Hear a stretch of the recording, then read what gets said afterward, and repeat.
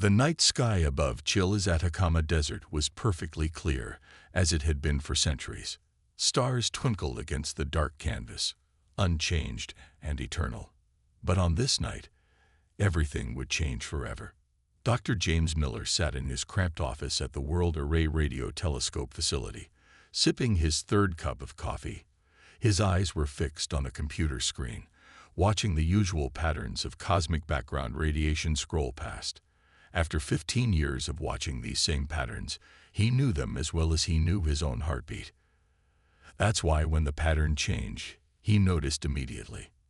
At first, it was subtle, a slight variation in the regular pulses from deep space. Miller leaned forward, his coffee forgotten. He adjusted his glasses and started running analysis programs on the signal. The numbers didn't make sense. According to his readings, something massive was moving toward the solar system at speeds that should have been impossible. "This can't be right," he muttered, running the calculations again. The computer beeped, showing the same results. His hands trembled as he reached for the phone to call the facility director. Within hours, observatories around the world confirmed his findings.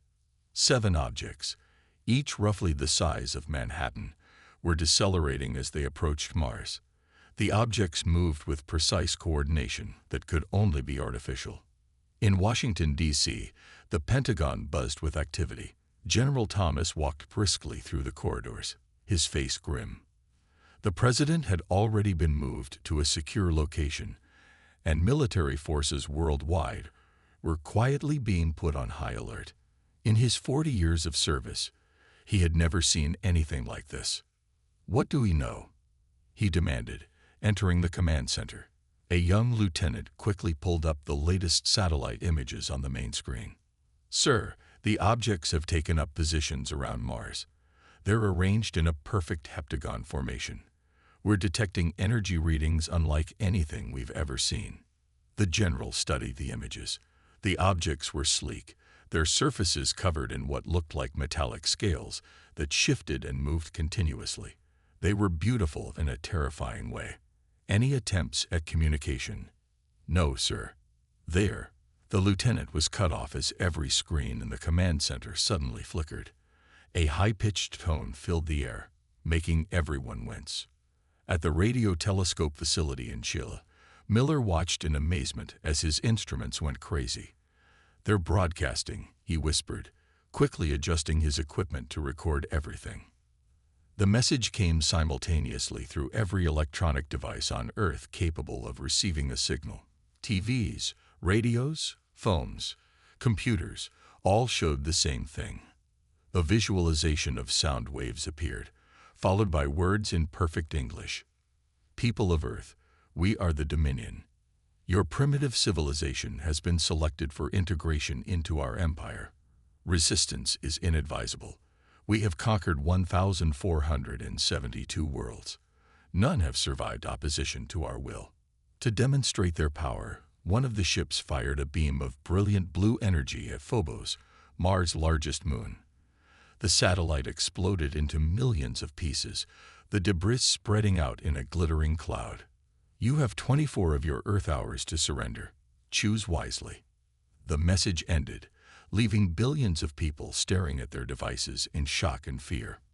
In the Pentagon Command Center, General Thomas broke the silence. "Get me Colonel Martins at Joint Defense Command. Now." As the world's leaders scrambled to respond, Miller noticed something odd in the signal patterns. The aliens' transmission had been perfect, too perfect. Every frequency, every modulation was precisely calculated. It reminded him of something, but he couldn't quite place it. He saved all the data and started a deeper analysis. Something about these aliens didn't feel right, and humanity's survival might depend on figuring out what it was. The clock was ticking. In 24 hours, Earth would either surrender to an unstoppable alien force or face total annihilation. But in the coming hours, humanity would prove that unstoppable was a relative term. Colonel Ann Martinez stood before the giant screen in the Joint Defense Command Center, studying the alien ships with sharp eyes. 20 hours remained until the Dominion's deadline, and every minute counted. Behind her, teams of analysts worked frantically, processing data from every satellite and sensor pointed at the invaders. "Show me the energy readings again," she ordered. A lieutenant quickly pulled up the charts. The aliens' power levels were off the charts. A single one of their smaller weapons could level a city. "Ma'am," called out one of the technicians, "the UN Security Council is ready for your briefing." Martinez nodded and straightened her uniform. On the main screen, the faces of world leaders appeared in a grid. Their expressions ranged from scared to angry, but all showed the same grim determination. "Ladies and gentlemen," Martinez began, "I'll be direct. Their technology is far beyond ours. A single ship could defeat our entire military, all 7 together." She let the words hang in the air. "However, we've noticed something strange about their behavior." She pressed a button, showing recordings of the alien ship's movements. They follow exact patterns.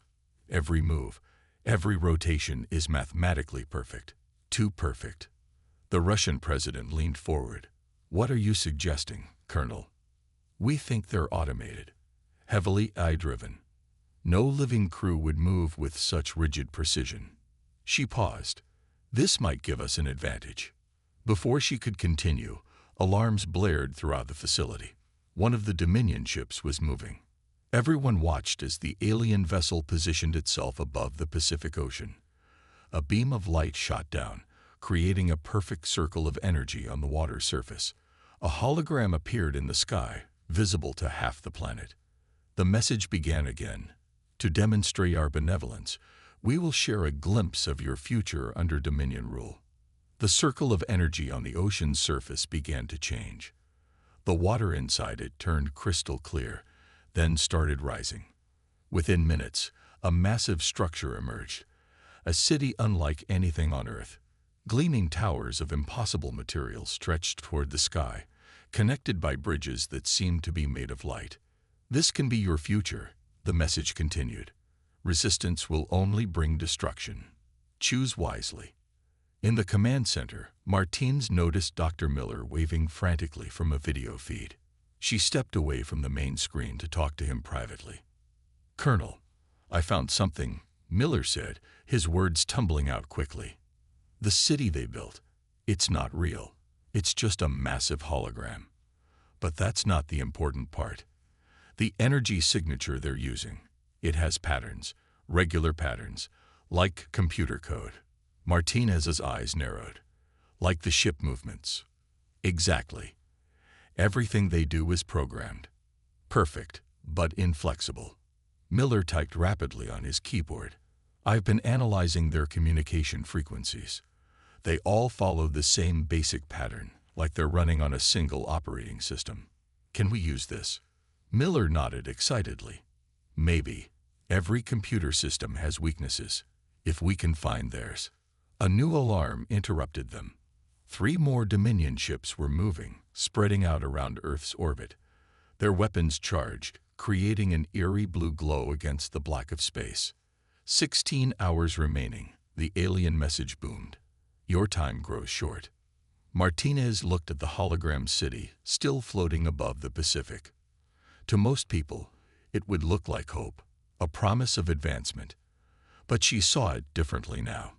It was too perfect, too artificial, like everything else about the Dominion. "Dr. Miller," she said, her voice firm, "you have 4 hours. Find me a weakness in their system, even a small one." "That's an order." As Miller's video feed cut off, Martinez turned back to the world leaders. Earth's military forces were no match for the Dominion's technology, but maybe they didn't need to be. Sometimes the smallest crack could bring down the strongest wall. The clock kept ticking, counting down to either humanity's surrender or the beginning of a war unlike any in history. The deadline passed without Earth's surrender. The response from the Dominion was immediate and devastating. Blue beams of energy sliced through the morning sky, targeting military bases across the globe. The first strike hit the Pacific Fleet at Pearl Harbor, cutting aircraft carriers in half like paper. Seconds later, bases in Europe, Asia, and the Americas erupted in flames.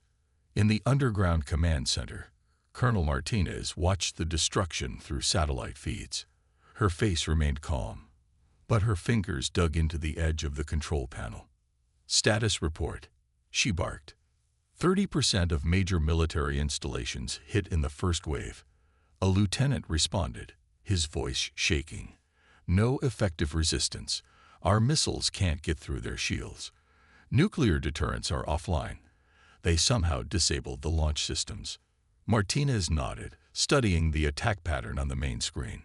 Something was odd about the way the alien ships moved. They were devastating, yes, but play back the last 5 minutes of attacks, she ordered. Split screen with the first strike. The footage played side by side. Martinez leaned forward, her eyes narrowing. "There it is," she whispered. "Get me Dr. Miller." Miller appeared on a side screen, looking exhausted but excited. "Colonel, I was just about to call you. Are you seeing this? They're repeating the same attack pattern," Martinez said. "Different targets, but the same approach vectors, same timing." "Yes." Miller's hands flew over his keyboard. "It's like they're running a program. A very advanced one, but still just a program. No creativity, no adaptation. Look at the base in Germany. They used the same attack pattern they used in Japan, even though the terrain is completely different." A new alarm blared. More Dominion ships were moving into position for another strike. "Their next targets will be civilian infrastructure," Martinez said grimly.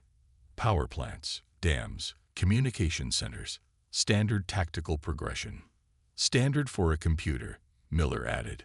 "Colonel, I've been analyzing their communication frequencies. There's a pattern, like I said before, but it's more than that. Every ship sends updates to the others every 3.7 seconds, exactly 3.7 seconds, never varying by even a millisecond. What does that mean for us? It means they're synchronized, perfectly synchronized, too perfect for biological beings." And Miller paused, taking a deep breath. "I think I found a gap in their defenses." Before he could continue, the second wave of attacks began. Power plants across Europe went dark. Dams in China and America collapsed, sending walls of water toward populated areas. The internet began to fail as key server facilities were destroyed. But Martinez was watching the ships themselves, not the destruction they caused. Now that she knew what to look for, she could see it. The mechanical precision, the lack of tactical adaptation. These weren't warriors. They were machines following a program. "Dr. Miller," she said, "what's this gap you found?" Between their update signals, that 3.7-second interval, there's a microscopic pause, a fraction of a second when their systems are sensing. During that pause, their shield frequencies fluctuate. Another explosion rocked the command center. The lights flickered but held. "Can we use this?" Martinez asked, steadying herself against the control panel. "Maybe. If we could hit them with exactly the right type of interference during that pause." Miller's eyes widened suddenly. "Colonel, what if we didn't try to destroy their shields? What if we tried to disrupt their synchronization instead?" Martinez felt a smile spread across her face, the first one since the invasion began. "A computer is only as good as its programming," she said, "and even the best program can be crashed." She turned to her communications officer. "Get me every surviving military commander and every scientist still online.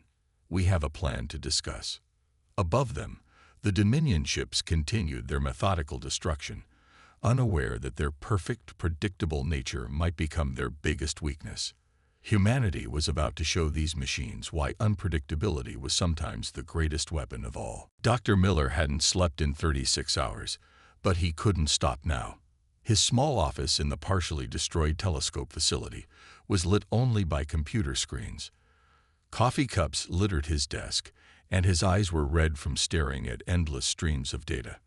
"Play it again," he muttered to himself, watching the recording of the Dominion ship's attack patterns. Something was there, just at the edge of his understanding. The way they moved, The way they attacked, it was all too perfect. His phone buzzed. Colonel Martinez's face appeared on the screen. "Tell me you have something," she said. Behind her, emergency lights flashed, and people rushed back and forth with reports of new attacks. "I think I do." Miller pulled up a new set of readings. "Remember how I said their ships sink every 3.7 seconds? Well, I found out why. They're not just sharing data. They're sharing consciousness." Martinez frowned. "What do you mean?" "These aliens, the Dominion, they're not in their ships. At least, not physically." Miller's hands shook with excitement as he typed. "The energy patterns I'm seeing, they're not like anything biological. They're digital." "Are you saying they uploaded themselves?" Miller almost shouted. "Their entire species transferred their minds into their computers. That's why everything they do is so perfect, so programmed. They're not flying those ships. They are the ships." The colonel's eyes widened. "How sure are you about this?" "Look at the evidence. No life support systems, no crew quarters, no artificial gravity. The ships are just massive computers running the digitized minds of an entire alien species." A distant explosion rocked the facility. Miller grabbed his desk to steady himself. "This is why they're so powerful but so predictable," he continued. "They've got incredible processing power, but they think like computers because they are computers. And computers can be hacked." Martinez leaned closer to her camera. "Dr. Miller, are you saying we can hack an alien species?" "Not exactly hack, but look at this." He sent her a new data file. "During those sync periods, they're completely dependent on their communication network. If we could disrupt that network, they'd lose coordination." Martinez finished. "But how? Our most powerful jamming equipment barely affects them." Miller smiled. "Because we've been trying to overpower them. We need to outsmart them instead." He pulled up a new window showing a simple wave pattern. "This is their base communication frequency. It's incredibly complex, but it has one weakness. It can't handle chaos." "What do you mean?" "Their systems are perfect, organized. They've removed all randomness, all noise. It makes them incredibly efficient, but also incredibly vulnerable to unpredictable patterns." Miller typed rapidly, bringing up more diagrams. "If we could hit them with enough random signals during their sync period, their network would crash," Martine said, understanding dawning on her face. "But we'd need to affect all 7 ships simultaneously." "Exactly. And I know how." Miller sent another file. "We need to use the planet's own electromagnetic field. If we could trigger enough random pulses at exactly the right moment." Another explosion, closer this time. Dust fell from the ceiling. "Get to the command center," Martinez ordered. "Now, bring everything you have. We need to move fast." Miller began gathering his equipment, his hands steadier than they'd been in days. They finally had a chance, not because they were stronger or more advanced, but because they were still human. Still capable of chaos, of unpredictability, of thinking outside perfectly ordered patterns. As he rushed to his car, another Dominion ship passed overhead, its perfect form glinting in the sunlight. Miller smiled grimly. The aliens had tried to become perfect by becoming machines, but in doing so, they'd forgotten something crucial. Sometimes imperfection was the greatest strength of all. The war wasn't over, but for the first time since the invasion began, humanity had more than just hope. They had a plan. The emergency meeting of world leaders took place in the underground command center. On screen after screen, presidents, prime ministers, and military commanders listened as Colonel Martinez explained the plan. "Operation Blackout," she said, pointing to a global map. "We're going to hit the Dominion with the biggest electromagnetic pulse in human history. But here's the catch. We have to sacrifice our own power grid to do it." Murmurs of concern filled the screens. The Russian president spoke first. "You want us to destroy our own infrastructure. Most of it will be destroyed anyway if we lose." Miller cut in, stepping forward. The Dominion ships are vulnerable during their sink periods. But to exploit that weakness, we need more power than we've ever generated before. Martinez nodded. Every power plant, every electrical grid, every nuclear reactor, we'll channel all of it into one massive burst. Combined with the Earth's natural magnetic field, it should create enough chaos in their systems to crash their network. And if it fails? The Chinese premier asked. Then we've lost nothing we wouldn't lose anyway. Martinez replied firmly.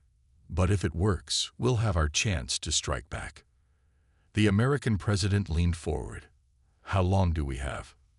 6 hours to prepare. The Dominion ships will be in perfect alignment then. They do it twice daily, like clockwork. That's our window. One by one, the world leaders agreed. They had no choice. The order went out. Every nation would shut down their power grids in sequence, building up to one massive surge. In the command center, Miller worked frantically with a team of scientists, programming the precise timing they would need. The plan was insane, using the entire planet's electrical infrastructure as one giant weapon. But insane was all they had left. Power plants in Asia are going offline now, a technician reported. Europe following in sequence, power levels building exactly as predicted. Martinez watched the global power map as lights went out across continents. Hospitals switched to emergency generators. Military bases activated backup systems. The world was going dark, but darkness was better than extinction. Dominion ships are responding to the power down. Another officer called out. They're moving to investigate the shutdowns. Let them look, Martinez said. They won't understand what we're doing until it's too late. Their programming won't expect this. It's too chaotic, too wasteful by their standards. Miller checked his calculations one final time. The electromagnetic pulse will only disable them for maybe 10 minutes. That's all the time we'll have. 10 minutes is enough, Martinez said. She turned to face the room full of officers and technicians. Everything we have left goes into this shot. Every missile, every fighter jet, every weapon we've got. The moment those ships start to glitch, we hit them with everything. The counter on the main screen ticked down. 4 hours until the Dominion's sink period. 3 hours until total global power down. 2 hours until all missiles were in position. Around the world, soldiers readied themselves with whatever weapons still worked. Pilots sat in their cockpits, waiting. Artillery crews aimed their guns at the sky. Humanity was about to throw everything they had into one desperate attack. In his makeshift control station, Miller watched the power levels building. The combined electromagnetic energy of an entire civilization about to be released in one burst. Either it would work, or... He pushed the thought away. It had to work. The Dominion had made themselves perfect, but in doing so, they'd lost the ability to handle imperfection. Humanity was about to show them just how imperfect they could be. The counter kept ticking down.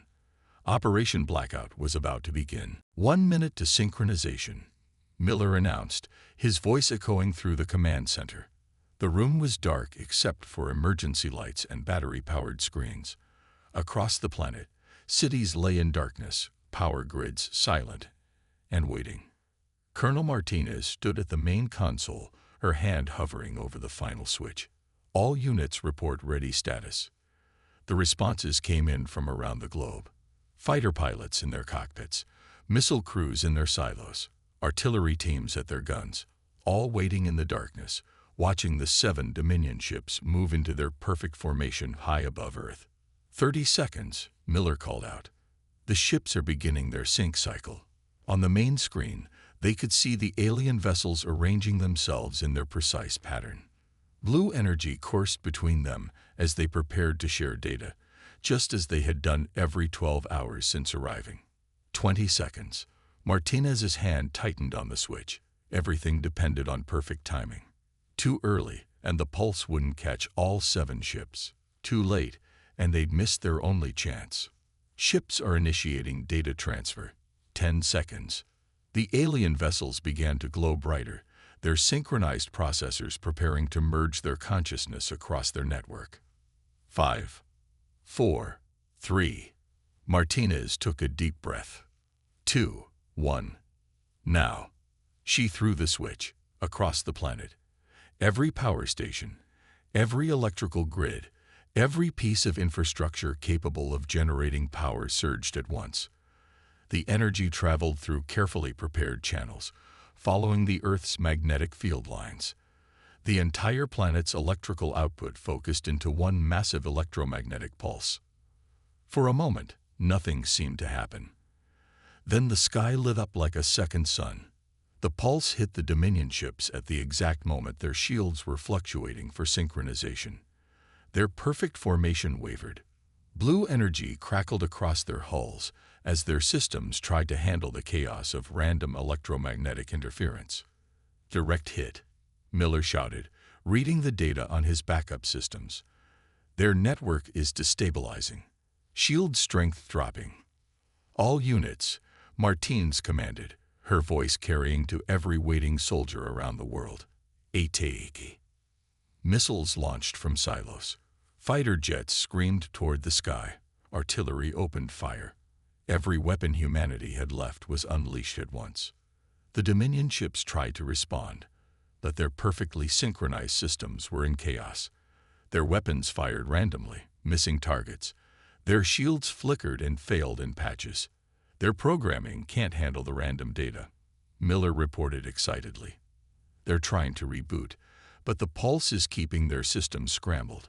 A missile struck one of the alien ships directly where its shields had failed. The massive vessel shuddered, its perfect surface cracking. More weapons found their marks as the ship's defenses continued to fail. But the Dominion wasn't finished. One ship managed to partially restore its systems, firing a devastating beam that vaporized an entire missile battery. Another began to move, its engines pushing against the chaos.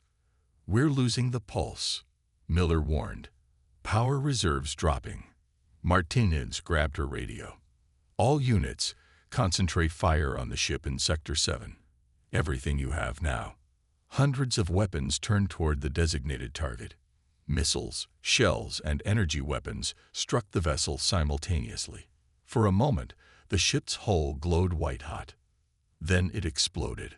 The blast sent shockwaves through the formation, disrupting the other ship's attempts to recover. More weapons found their marks. Another ship began to break apart, then another. Their entire network is collapsing.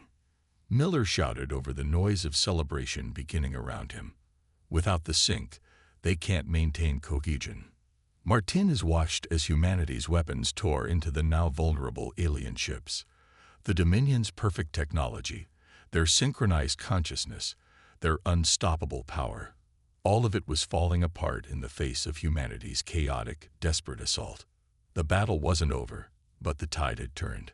The unstoppable force had met something they'd never expected, the raw, uncontrolled fury of a species fighting for survival. The morning sun rose over a changed Earth.